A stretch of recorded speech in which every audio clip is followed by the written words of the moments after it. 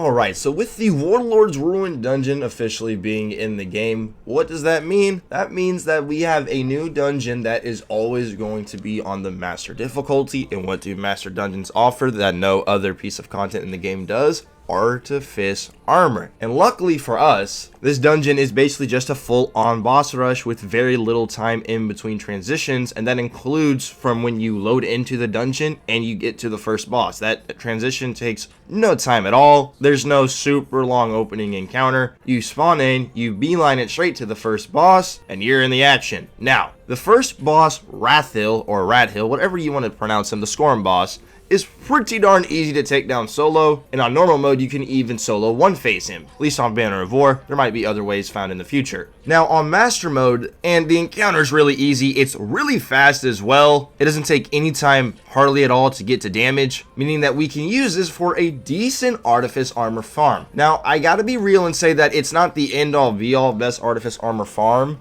and that is only because it doesn't drop every single piece of armor in this encounter, but it's so fast and easy that I definitely wanted to make a video on it. So the armor that Rathill can actually drop is the helmet, the gauntlets, and the boots. 3 out of 5 isn't terrible, and if you already have an Artifice armor class item, you will never need another one. So really the only true piece of Artifice armor that you're missing here is just the chest piece, although he also does drop the bow, caster frame sword, and the special ammo sidearm, so you got a 50% chance of getting an armor piece on defeating the boss. Now yes, even on master mode you can still one-phase this boss pretty easily, as the free surge buffs for the master difficulty is a stasis and solar surge, which will definitely help out as this is an 1840 power level activity. So having a free surge buff to boost any of your damage by 25%, at least stasis or solar, is definitely going to be welcomed here. Banner of War Titans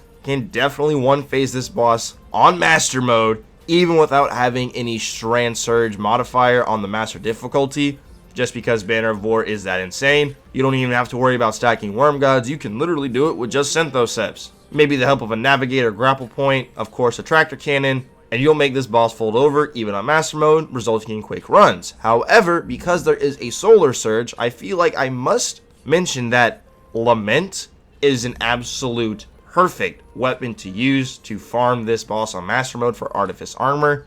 You already have the free solar surge. You can put on triple solar surge on your boots for 22% more damage for your Lament. Make sure you have on a copy of Lucent Blade, at least one copy of it on your chest mod.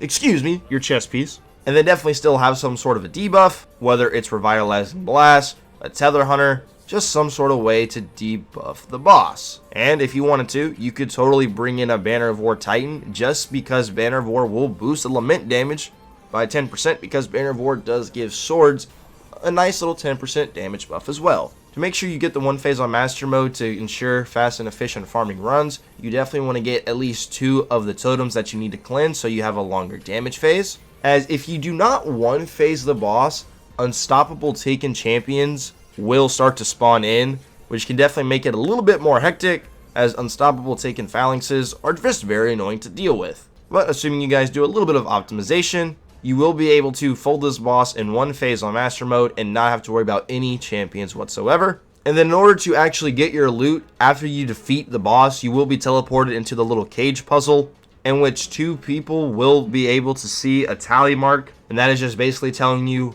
which of the rotators need to be turned clockwise and which of the other ones need to be turned counterclockwise. In this example, you'll see that I'm in this cell, and this cell will always have a tally mark to the left. As you can see, it says 1, which means that only one of the rotators needs to be turned clockwise, and the other 5 need to be turned counterclockwise. There's a total of 6 rotators, and amongst the fire team, you'll be able to shoot all of the rotators. You shoot the rotators once to turn them one way, shoot them again to stop it, and then shoot them again to turn them the other way. It may sound a little difficult, but as soon as you figure out the first time, you'll be able to bust out of that cell very easily. Even if the bars are made out of sea prism stone, you would still be good to go. Hope this video helps out. Thank you so much for watching. You guys be safe, take care, consider subscribing. See you in the next one. Adios.